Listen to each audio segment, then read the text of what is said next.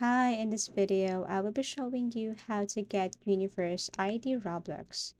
So this is a very easy and quick tutorial. All you have to do is to log into your Roblox account. And then let's just say you wanted to play this game here. Okay, so this is your game. All you have to do is to click this green button if you wanted to play this game. Wait as it is processing. Download the Roblox if you don't have download this application yet. So go to the site here where it can help you get your Universe ID. So you just have to copy this part right here and then open a new tab here and then paste that. So as you can see, there is a place here or something here that you have to replace that with your ID.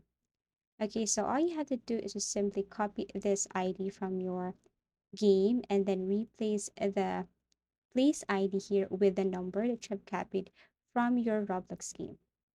Okay, once done, all you have to do is just simply click or enter. And here it is. This is your Roblox Universe ID.